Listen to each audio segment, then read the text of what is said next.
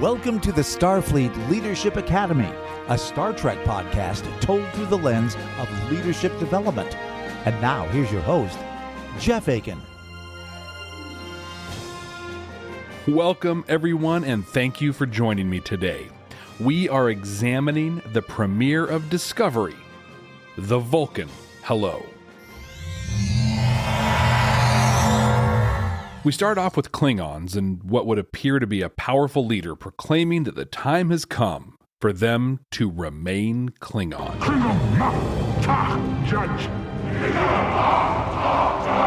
He goes on to say the Federation's greeting is fatal to Klingons and their culture. We come in peace. Three interesting things about this scene. First, these are not my mama's Klingons. Updated look, honestly not too dissimilar from the revamp in the motion picture. They're speaking in Klingon, certainly the first Star Trek series to open with subtitles. And finally, this dude has quite the following. As he's speaking and the camera pans around, there's a huge group of very attentive Klingons hanging on his every word. Can make the assumption this Klingon is leading from a place of, fear-mongering with a ton of charisma. He's really well-spoken, he looks good, people want to listen to what he has to say. And he's also conveying a unifying message, but it's a message that their race, their species, is under attack by others that are not as they are. While this can be a frighteningly effective leadership style if your goal is simply for people to follow you, it's not sustainable, and it tends to create a very, very dangerous cult of personality. This dude, he's got a vision. He's effective in delivering that vision. But what happens when he's no longer part of the equation? I'm sure there'll be more on that. Quick changeover as we meet our protagonist, Michael Burnham. She's walking through the desert with her commanding officer, Philippa Georgiou. They're in desert gear, not quite to Fremen standards, but it'll do. And that gear covers Burnham's ears. She's giving every behavioral indication that she's Vulcan, but she's not. She certainly behaves and communicates, though, the way we've expected from one. I estimate 1 hour, 17 minutes, 22 seconds. This scene... Visually, this is pretty ridiculous. Long story short, they walk around in the desert. They create the Star Trek Delta shield in the sand so their ship, the Shenzhou, can find them. Sure. Yeah, whatever. The silly dance really is irrelevant, and it's just an excuse for an incredible conversation. Georgiou, the commanding officer, is conducting a nearly flawless one-on-one with her subordinate. First, it's a walking meeting. From a wellness standpoint, this is a great way to hold meetings instead of just sitting in a chair across from each other. But also, this helps break down the interpersonal barriers. It breaks apart the inherent power dynamic of two chairs and a desk. You're just two people going for a walk. Then Georgiou moves straight into career development. I think it's time that we talked about you having your own command. Burnham has served under Georgiou for 7 years. She feels it's time for Burnham's next step in her career. Then she masterfully switches the conversation between development to the current situation, back and forth. But she always keeps the focus directly on Burnham to demonstrate how her skills and experiences have prepared her for a change. In this short scene, Georgiou establishes herself as a leader that is laser focused on her staff and her crew. She knows them well. She knows how to motivate them. It's also really clear that she has tremendous experience and readily shares it. Burnham here is established as a scientist. This is demonstrated both in what she says and in the questions she asks. As a scientist, she's actively seeking to understand. That's a quality that would serve any leader well. She actively listens to what Georgiou asks, what she's really asking, and then asks her own questions based on that to not only learn, but also to communicate her understanding to Georgiou. What a great way to open the episode and the series. Maybe not necessarily from like your standard television standpoint, but we've just gotten through the open and we've identified two leaders. In just two scenes, we understand at a high level their styles, we understand their goals. from a leadership standpoint, leadership development standpoint, yeah, this is great. We're on the Shenzhou. May 11th, 2256. A Sunday.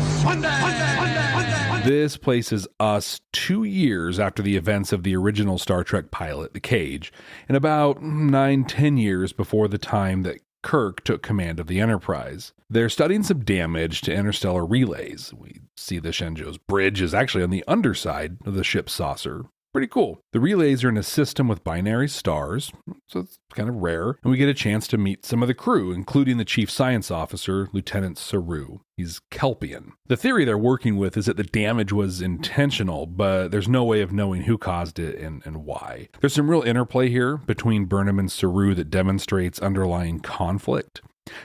Suggests here it's mostly playful, but it's kind of hard to tell at this point. There's definitely some feelings underlying it. Ultimately, they agree with each other on the damaged relay, which leads to just an incredible line from Georgiou. I'm shocked as well. Ensign Carter, agreement between my senior officers. Note the date and time. Noted, Captain. This is another great note in the symphony of Georgiou's leadership. She's aware of the tension between the two and uses humor, gently, to both acknowledge their work and to diffuse the situation. They find an object they believe might have damaged the relay. There's more back and forth between Burnham and Saru. He really shows his aversion to anything even perceived as a danger. I'm sure we've all worked with that person, right? Absolute definition of risk aversion. That's Saru. Saru's Kelpian. He thinks everything's malicious. Burnham, though, is able to convince Georgiou to allow her to get into a thruster suit, check it out in person, despite the tremendous personal risk. On a sad but expected note, we hear the ship's computer, and it isn't Majel Barrett. First time. Please specify how you would like to proceed, sir. Commencing airlock depressurization sequence. In a visually incredible sequence, especially for a TV show, Burnham heads to the object. Once she gets there, she finds a large, ancient structure. Very Ron D. Moore Battlestar Galactica looks there. Oh yeah, and there's a Klingon standing there in an EV suit. Look at that. Minor scuffle involves a new take on the Bat'leth, and it ends with the Klingon dead and Burnham knocked out and free-floating back towards the Shenzhou. Georgiou is very worried. She's actually, I'd say she's personally terrified for Burnham's safety. A little time has passed, and on a Klingon ship, we see the dead Klingon wrapped and in a decorated coffin prepped for burial. He's identified as the Torchbearer. The Klingon leader from the beginning, T'Kuvma, sends the coffin out of the ship as they give the classic Klingon warning to Sto-vo-kor that a warrior is coming. The coffin attaches itself to the outside of the ship, along with hundreds, if not more, of other coffins. T'Kuvma ends the funeral with his familiar and very effective rallying cry. Remain Klingon. Burnham makes it back to the Shenzhou, but she's near death due to radiation poisoning. We see a flashback to her childhood where she was raised on Vulcan. We see her as a young student in a learning pod studying the Klingons. Computer asks about the most recent Klingon terror raid, and the young Burnham freezes, completely unable to respond. She begs and begs for the program to stop, and then an adult Vulcan stands above her pod. It's Sarek, Spock's dad. We all remember Sarek, right? Well, he chides her emotional response and encourages the use of logic to overcome the challenge of her human heart. Given the behavior that we saw from Burnham at the beginning of the episode, this really helps paint the picture about what developed those behaviors for her. She's in sickbay, and she learns that she's been back on the ship for 3 hours. And despite not completing her treatment, she heads straight for the bridge. She blurts out, There are Klingons out there. We need to go to red alert. out there, right? They're in this big space with a lot of unknowns. Georgiou lets us know that no one has seen a Klingon in 100 years. Burnham insists that she encountered a Klingon. Georgiou shows unwavering trust in Burnham and calls for red alert. There are Klingons. Red alert. This is incredible what happens right here. Burnham is sick. She's covered in radiation burns. She's she's just absolutely mad right now. Georgiou gives one little challenge, one little question about it, and once Burnham kind of doubles down on her feeling, she shows complete trust in her and calls for action. Saru, on the other hand, immediately recommends retreating, but Georgiou responds that is not an option. Georgiou here, in addition to showing tremendous trust in Burnham like we just talked about, also demonstrates a clear alignment with Federation goals and values. She's putting on an absolute clinic on leadership in crisis.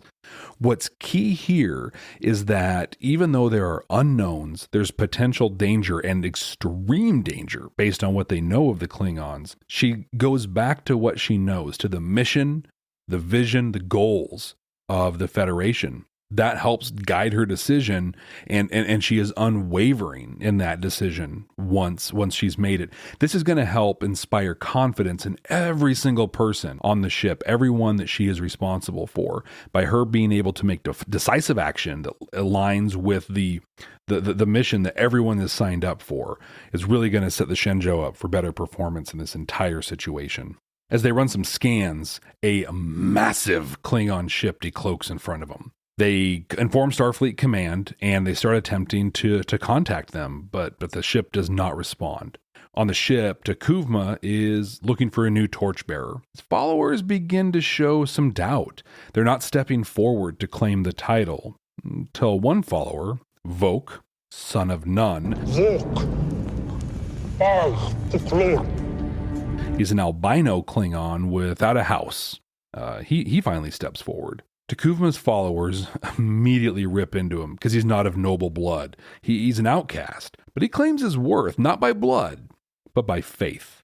He proceeds to preach his faith in Kahless and in T'Kuvma's plan to follow his vision. T'Kuvma considers his words very carefully. Then, and it was really a big moment, he defies tradition and adheres very strictly and directly to his vision of Kahless's dream. And he accepts Vok as the torchbearer, and he does so despite the institutional biases within the Klingon culture and hierarchy. This is excellent leadership. T'Kuvma is a very complex character.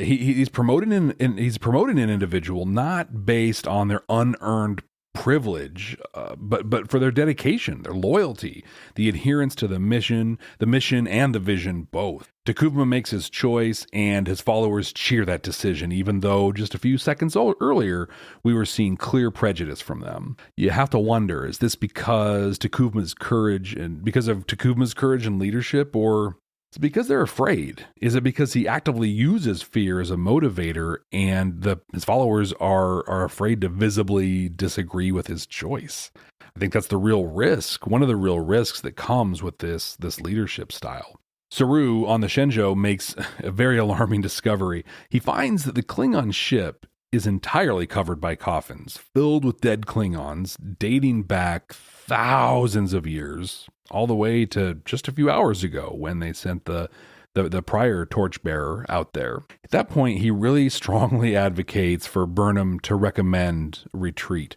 This shows that Saru understands the power dynamic on this ship. He understands that Georgiou trusts Burnham implicitly. And so he tries to take advantage of that. And this isn't a bad thing whatsoever. I think it's critical to understand the power dynamics in any situation and know who has influence over decision makers.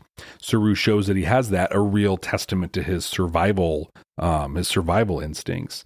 But he advocates that Burnham tells Georgiou that they need to retreat. We learn a little bit about his race, the Kelpians. On his planet, his race are prey. They're bred for the predator species. They have the ability to sense death, and apparently he senses that right now. We were biologically determined for one purpose and one purpose alone: to sense the coming of death. In a ready room, Georgiou is speaking with Admiral Anthony Michael Hall and updating him on the situation. No, seriously, I had to look this up. Terry Serpico of Donnie Brasco fame plays Admiral Anderson, but wow, dude looks just like AMH. I had to look at it when I first watched the episode, and even on a rewatch, I'm just like, are you sure that's not Anthony Michael Hall? Anyway, they're discussing the violent nature of the Klingons. Burnham steps into the conversation as the Admiral says to do everything they can to seek a peaceful resolution. Burnham talks about the Klingon desire for battle, that hostility is in their nature. Anderson chides her for making generalizations based on race, to which she responds, With respect, it would be unwise to confuse race and culture. Good stuff there, brief as it is. He ends the conversation commanding them to do nothing, barring provocation. Then blinding light comes on outside the ship. It's so bright, even with the filters at 100%, it's nearly blinding on the bridge. The light and a signal pulse are coming from the object where Burnham encountered the torchbearer. They speculate as to what the purpose of the signal is. Burnham retreats into the ready room and reaches out to Sarek, who at this point we learn was her stepfather. We confirm that Burnham's parents were killed in the Klingon attack from the flashback earlier on. In the conversation, Sarek speculates about a new leader in the Klingon Empire and states that new leadership can drive an organization to unexpected action. He tells of the Vulcans' first contact with the Klingons 240 years ago, but also states that this was a uniquely Vulcan response. Burnham runs out and immediately shares what she learns with Georgiou, and she does so on the bridge in front of absolutely everyone. The Vulcans were immediately attacked and they were destroyed. So from that point forward, every time the Vulcans encountered the Klingons, they immediately opened fire. They said hello in a language the Klingons understood. Burnham challenges Georgiou openly to attack immediately. Georgiou takes her back to the ready room right away and appropriately jumps down her throat for questioning and challenging her in front of the crew. Computer, privacy. How dare you challenge me? Don't you realize that kind of talk can destabilize a crew? Burnham screwed up here. She screwed up big time. She let her passion override her training. Challenging her commanding officer publicly and aggressively put Georgiou in an unwinnable position. She was immediately put on the defensive, and no matter how she responded, other than the way that she did, she would have lost the respect of her crew. Burnham had credible and important information to share. Had she taken Georgiou into private, presented her plan, maybe things would have turned out differently. Maybe Georgiou would have heard what she had to say. Instead, Georgiou had to manage the incident and order Burnham to stand down. Again, Burnham's mistake was letting her passion override her training and her education. That's a thing that we run into all the time in daily life. We may have an interaction, a conversation, something that hits us the wrong way, and when we allow ourselves to forget our learned behaviors, the consequences can be catastrophic. And in this case, Burnham's mistake, as we'll see, may have cost countless lives. In the ready room, as Georgiou orders Burnham to stand down, the hits the fan. Roddenberry's vision of no conflict between Starfleet personnel is soundly put to rest. Rest in peace. As Burnham straight up Vulcan nerve pinches Georgiou. No remorse, no repent. Boom, Georgiou goes down. Burnham rushes to the bridge and starts issuing orders to prepare to fire on the Klingon ship. Saru is the only one. He stands up to her and he refuses to listen. Others on the bridge aren't as courageous and tactical, targets the Klingon vessel. Just as Burnham commands them to fire, Georgiou comes out, phaser in hand, and again orders her to stand down. Fire! Belay that order. Stand down. Suddenly, the light shuts down and an absolutely horrifying number of Klingon ships drop out of warp. Super cool visual here, and they are all just staring down the tiny Shenzhou. At this point, the episode ends, but the next episode continues the story directly, so we're going to continue. We're going to follow this to the end. So here, we start Battle at the Binary Stars. We start with a flashback to 7 years prior when Michael first came to the Shenzhou. We learn she's the only human to have attended the Vulcan Science Academy and that she's very much adapted to living and behaving as a Vulcan. Georgiou talks about how old the Shenzhou is, and despite the very cold approach of Burnham, Respect is earned, as is friendliness. Georgiou engages in uplifting conversation in an attempt to make her feel welcome and needed on the ship. And your confidence is justified. Burnham is not on a Starfleet ship by choice. She wanted to join a Vulcan science expedition. Continuing to flex those leadership muscles, though, Georgiou persists. She wants nothing more than for Burnham to feel welcome and know she's valued. This laid the foundation over which 7 years of partnership and service flourished between the two. Well, at least until a few minutes ago when Burnham dropped Georgiou and she had to pull a phaser out on her. But, that aside, fantastic foundation that built the trust that we were able to see in action at the beginning of the Vulcan Hello. We come back to present times, and Georgiou sends Burnham to the brig, citing the danger she's put the ship and her shipmates in. Incredible decision by Georgiou here. She's putting the safety of her ship and Starfleet above her own personal attachment. This had to have been a difficult decision for her, but it was the right decision. There are numerous examples of Georgiou starting with trust. I'd say that clearly that's been her default approach. Burnham, though, despite her intentions, acted completely irrationally and deceptively. Given what is currently known by everyone, for Georgiou to do anything other than send her to the brig would have endangered the entire ship and completely compromised her position as a leader. The heads of the Klingon houses and ships that have arrived begin to assemble via holographic communication. T'Kuvma immediately begins chiding them for their selfish concerns. He speaks of duty and honor, while others speak of their personal priorities. The assembled leaders make up the Klingon Council, a group that T'Kuvma does not belong to. Much like Voq, his new torchbearer, T'Kuvma is actually an outsider himself. We learn his house had in fact fallen from grace under his father's leadership, and he, T'Kuvma, committed himself to restoring his house's honor after his father's death. He again speaks of unity, honor, and duty in an attempt to unite the houses. He states the single doctrine under which his house lives: remain Klingon. Instead, they don't hear him. They just insult him, and Voq passionately comes to T'Kuvma's defense and ends up sharing that they have cloaking technology. That'll become interesting later. Cole, one of the leaders, calls everyone absolute fools. He says he's done listening, but the other leaders are now interested.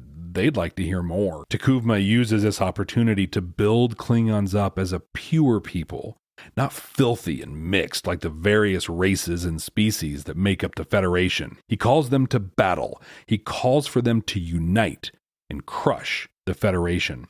As a charismatic leader, he knows how to command an audience. He uses slogans that vilify the enemy and make his cause sound superior, just, righteous, almost religiously necessary. Again, he is inspiring people to follow him. This absolutely is an example of a leadership style, possibly effective in the short term, but again, this is not sustainable. His story, his leadership style, and the results he's achieving are not too subtle comparison to another very charismatic leader that used fear-mongering slogans and racial themes to unite a person against their diverse perceived enemies back 1930s and 40s in there. Back to the action, Georgiou makes a last attempt to communicate with the Klingons as more Starfleet ships arrive. She's firm yet diplomatic in asking them to leave Federation space. Unknowingly, though, she makes the biggest mistake possible, confirming everything that T'Kuvma has said so far. She says, "We come in peace." From here, it is on. The Klingons begin chanting, "Remain Klingon," as they open fire. The Starfleet ships are completely outgunned, completely outclassed. They are being decimated. Georgiou keeps her cool through all of this, but it is clear things are not going well. Some really great visual displays of all of this as we see the brig, or what's left of it. Burnham's in her cell. It's held together by force fields that are exposed to open space. Even the Shenzhou has almost been completely destroyed. Somehow, Sarek is able to reach out to Burnham across the galaxy. He claims that their first mind meld, when he helped to save her from an attack on the Vulcan Learning Center when she was a child, an attack from logic extremists, as we'll see at some point in Star Trek Enterprise. Been a long But at that point, he placed part of his katra in her, which allows this unique form of connection. He simply encourages her. You must do better. In the battle, there's a glimmer of hope. The USS Europa, the Admiral's ship, has arrived. He attempts to communicate with them and proposes a ceasefire. We have been waiting for someone worthy of our attention. Your offer of a ceasefire is accepted. So the Europa lowers their defenses. T'Kuvma's cloaked ship uses the opportunity to ram through that ship, splitting it in two. So that's happening. The Europa initiates a self-destruct to damage the Klingon ship. More Klingon ships show up, and they destroy almost all of the remaining Federation ships. T'Kuvma gloats to the assembled Klingon leaders, and Voq calls on them to follow. They do, and they call him T'Kuvma the Unforgettable. The remaining Klingons warp out of the system, with the exception of the flagship. It sends a communication across all channels. We do not desire to know you, but you will know our great houses, standing as one under Kalish, reborn in me, T'Kuvma. Computers warning that a containment field failure around the brig is imminent. After the talk with Sarek, Burnham kirks the computer into dropping the containment field. Jackson Roy Kirk, your creator, is dead. You have mistaken me for him. You are in error. So she can get back into the superstructure of the Shenzhou. In the aftermath, the Klingon flagship is damaged from the Europa, and it begins to tractor beam all their dead from open space to entomb them and attach them to the hull of the ship. In a display of visual leadership that is not to be taken lightly. This is a big thing. T'Kuvma vows to entomb them all with his own hands.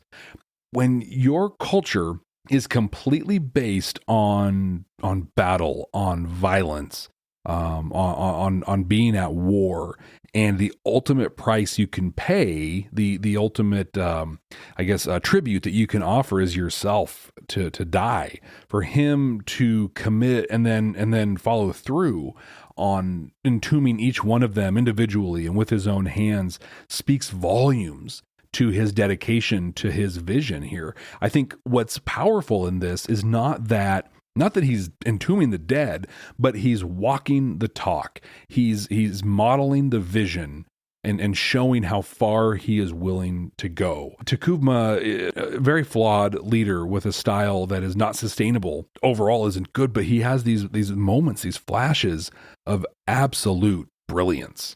When you can set yourself as a leader to serve, to take that lowest kind of position ever, wow, the impact that has on people is almost immeasurable. On the show, back to the show, Saru comes up with a plan to deliver a photon torpedo to the neck of the flagship, the sarcophagus ship, stating that would completely disable the vessel. Georgiou approves of his plan, but volunteers to pilot the worker bee that will be needed to hold the torpedo. Burnham enters the bridge, and really good timing here, right? But she enters the bridge right here and warns that killing T'Kuvma will just turn him into a martyr. It'll totally embolden the Klingons. So she proposes capturing him instead to make him a signal of defeat. Let's take him as a prisoner of war. This leads to a heartfelt discussion between Georgiou and Burnham. Georgiou has a great line here. I was a human who had seen a life of loss, but still chose hope. She goes on to blame herself for Michael's actions. Burnham tries to defend her actions, but ultimately she offers to deliver the torpedoes in Georgiou's place. At this point, though, Georgiou notices the Klingons are tractor beaming the dead back into the ship, and that changes their plans. They beam an exposed warhead onto one of the dead bodies that's on its way back to the sarcophagus ship, and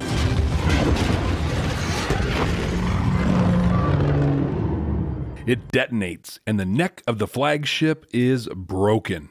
It's left drifting with shields down. Burnham and Georgiou beam to the flagship to capture T'Kuvma. Man, this is not your grandma's Star Trek fighting. Exciting, violent fight scene as Burnham and Voq go at it, and Georgiou pairs off with T'Kuvma. Michelle Yeoh, who plays Georgiou, she's incredible.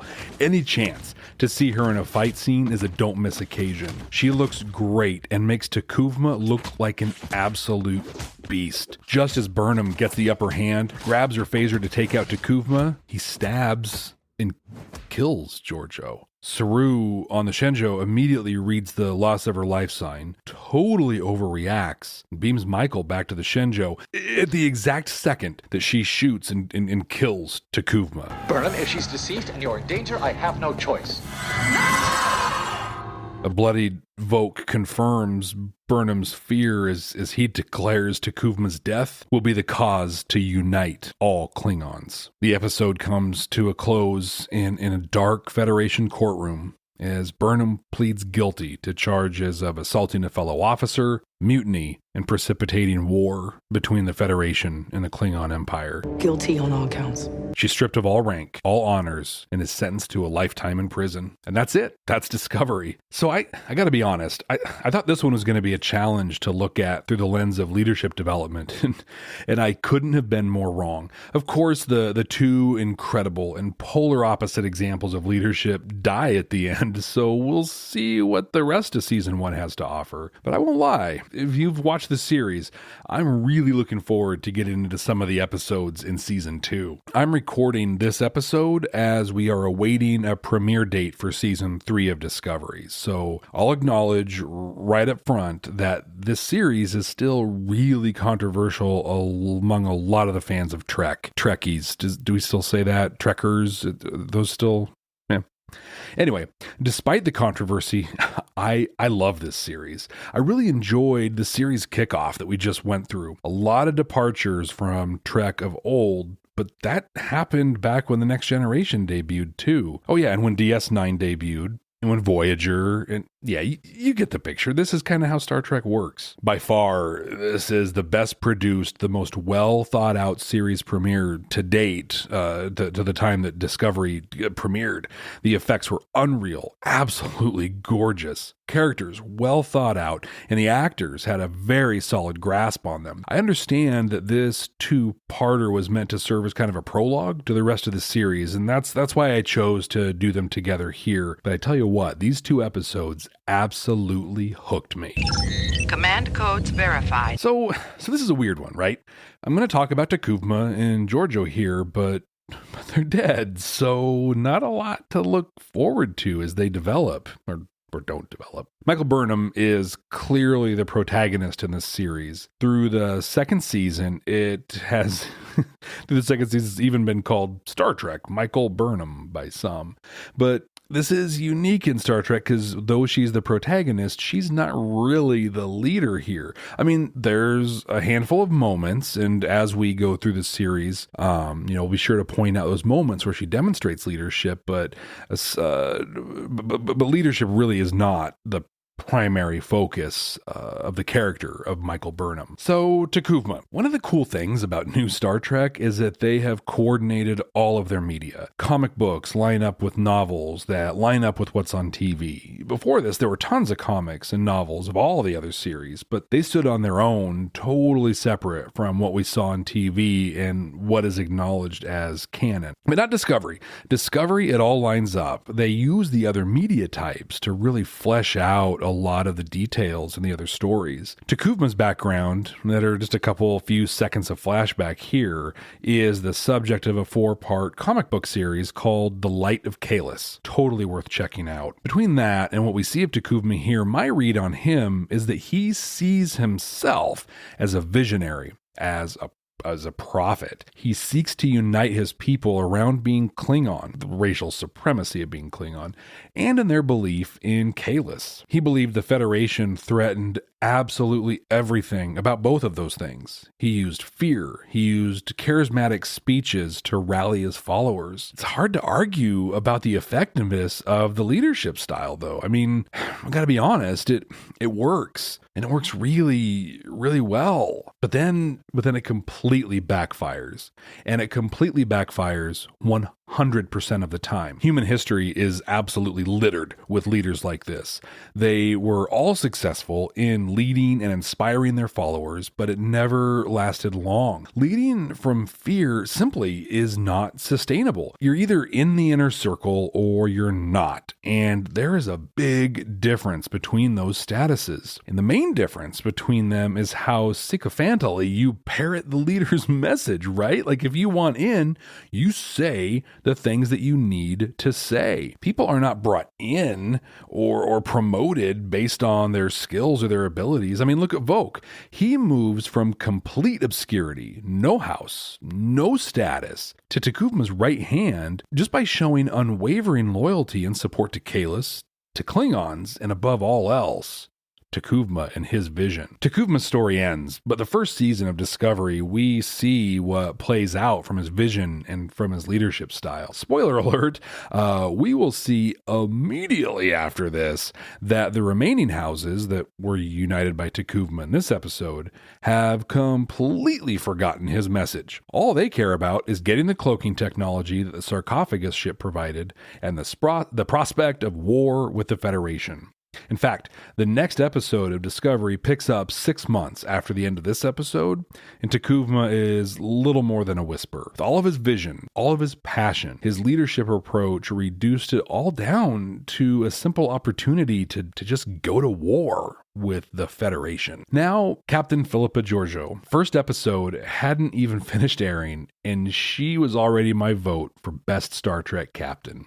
Maybe not my favorite, but definitely the best. In these first 2 episodes, we see such a master class on leadership from her that it breaks my heart that she died. Now, what we get instead, closer to the end of the season, spoilers here a little bit again, is totally awesome and such a great opportunity to see Michelle Yeoh do what she does best. But God, she was really shaping up to just be the ideal captain, an example of a leader. She is all Starfleet all the time. She understands, deeply understands the values and the mission of Starfleet. She's aligned her actions and her behaviors with them. I once had a mentor that encouraged me to develop my personal mission statement. Why am I on this planet, consuming precious resources? After a lot of thought, intense discussion with my mentor, I determined that my personal mission statement is to improve the lot of others through my interactions with them. Sounds good, right? Well, it's the next part that's really cool. Now that I know my mission, why I exist, I can examine the missions of organizations to determine if I want to work with them or not. If an organization's mission doesn't align with my personal mission, there's no way I'll be happy or I'll ever feel accomplished working with them.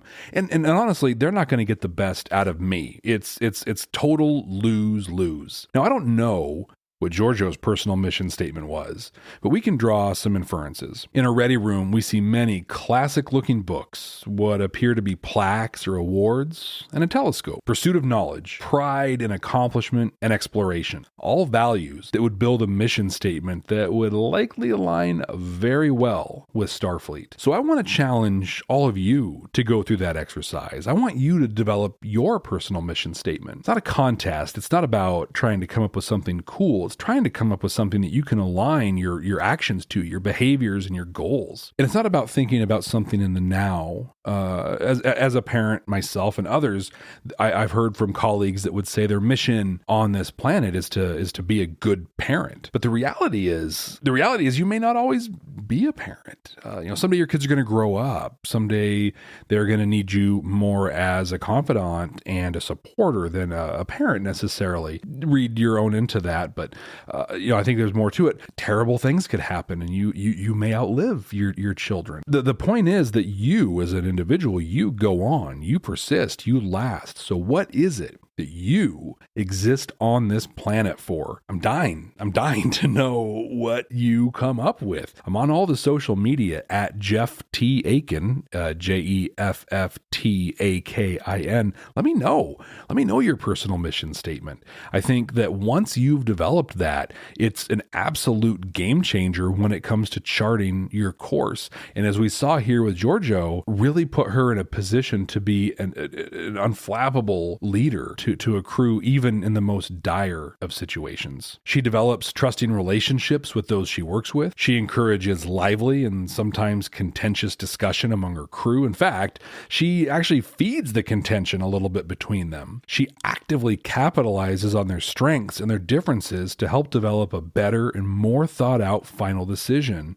It's one of the many benefits of diversity, right? She works to create, beyond even just the diversity there, she works to create inclusive and welcoming environments. She has those difficult and necessary conversations with her crew to help them develop and to move on to the next step in their careers. I want to dive in a little bit on the lively and contentious discussion among her crew. In the scene where Burnham and Saru are discussing the damaged probe, there's clear tension between them. You get the sense that this goes beyond the professional, and in fact, from these episodes, we see they are very, very opposite people. Saru being extremely risk-averse, and Burnham is one of those people actively seeking risk. Georgiou allows them to talk unchecked for a moment. While they're being contentious, they're actually being very productive in their talk, and they're building ideas off of each other. Just as the tension gets to the point that it could cross the line, become unprofessional, and possibly hurtful, Georgiou steps in. She uses some humor, brings them back on point. Beautifully managed moment, and it works really well because of all the work that she's done to get to this moment. She knows both of them very, very well.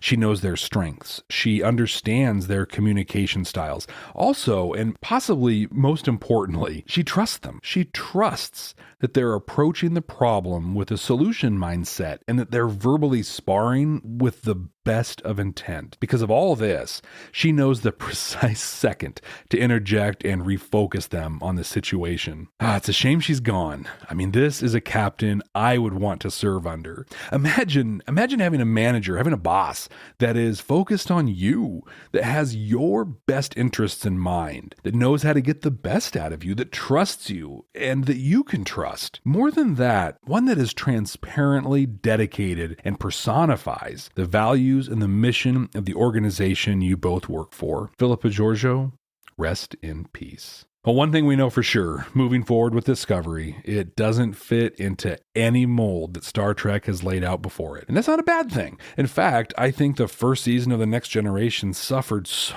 much because they were trying to recreate the original series. We'll have the chance to examine multiple captains and leaders. I'm really looking forward to the rest of Discovery. What did you think of the start of Discovery? Am I alone in thinking Georgiou is the ideal Starfleet captain? And what about T'Kuvma? I'd love to talk about your impressions of him. I saw him as a Hitler, while Chris Obi, the actor that portrayed him, saw him more as a Moses. Moses, is it you?